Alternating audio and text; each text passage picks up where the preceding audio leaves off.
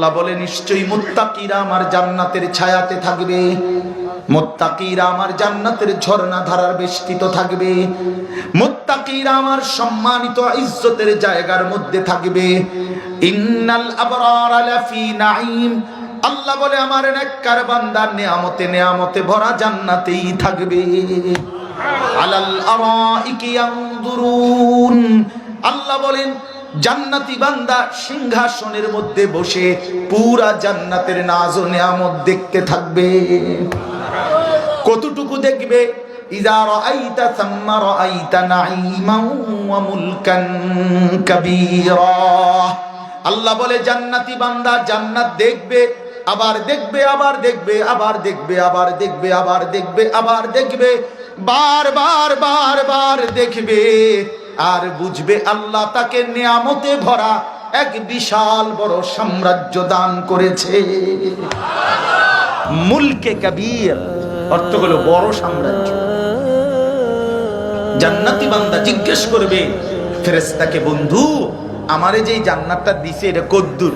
40 শত না 80 শত? কদ্দুর দিছে? তো ফেরেশতা বলবে সর্বনিম্ন সবচেয়ে ছোট্ট জান্নাত যেটা সেটা 10 দুনিয়া বরাবর। আর দুনিয়া ওয়া আশারাতু আমসালিহা, নবী সাল্লাল্লাহু আলাইহি সাল্লাম বলছেন 10টা দুনিয়া বরাবর। এজন্য দুনিয়া আমাদের জন্য না। কোরআন কারীমে সূরা মুরসালাতের মধ্যে আছে আল্লাহ তাআলা বলেন কুলু ওয়া তামাত্তাউ কালিলান ইন্নাকুম মুজরিমুন। আল্লাহ তাআলা বলে বান্দা তোমরা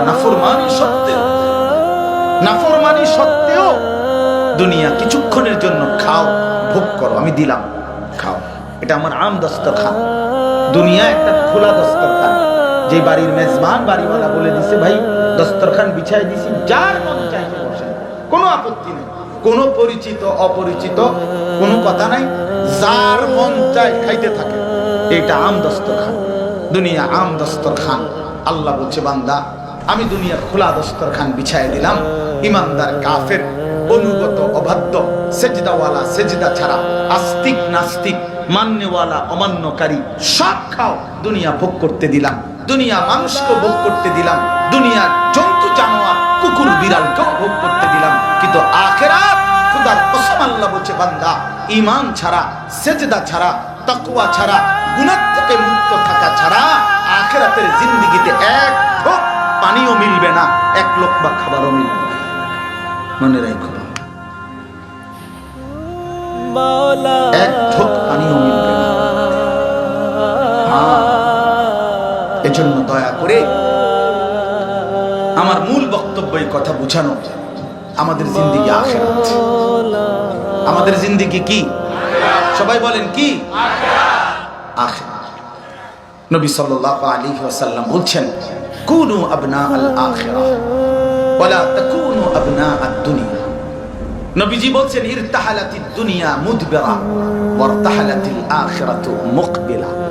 আল্লাহর নবী বলেন উম্মত দুনিয়া কিন্তু প্রতি সেকেন্ড সেকেন্ড তোমার থেকে পিছনে যাচ্ছে, আখিরাত কিন্তু প্রতি সেকেন্ড সেকেন্ড তোমার সামনে আগাইতেছে।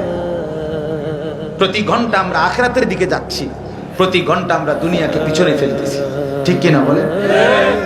অতএব নবীজি বলছেন আখিরাতের সন্তান হইও, ফাকুনু আবনাআল আখিরাহ, আখিরাতের সন্তান হও, দুনিয়ার সন্তান হইও না।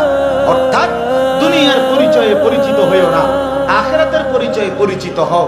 লোকে যেন তোমারে না বলে সুদখোর, ঘুষখোর, জিনাখোর, মদখোর, জুয়াখোর, ফুট্টাখোর, বাবাখোর, ডাইলখোর, হারামখোর, ইয়াবাখোর, বেপর্দা, অসভ্য, লম্পট, চরিত্রহীন, জালেম, নির্যাতনকারী, ছিনতাইকারী, চোর, ডাকাত, ব্যভিচারী, খুনি এমন যেন না বলে। এটা দুনিয়ার পরিচয়।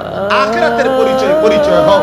লোকে যেন বলে নেককার, লোকে যেন বলে দিনদার, লোকে যেন বলে চরিত্রবান, লোকে যেন বলে নামাজি, লোকে যেন বলে হাজী সাহেব, লোকে যেন বলে আল্লাহওয়ালা, লোকে যেন বলে আখিরাতওয়ালা। এমন পরিচয় লাগাও মানুষে যেন 3 নম্বর 6 নম্বর না করে। আল্লাহ রাসূল সাল্লাল্লাহু আলাইহি ওয়াসাল্লাম বলেছেন আখিরাতের পরিচয়ে পরিচিত হও। তুমি মুমিন, তুমি মুসলমান, আমি মুসলমান। অতএব প্রিয় বন্ধু, সেটাই সফল, আমরা যদি আখিরাতের পরিচয় হতে পারি।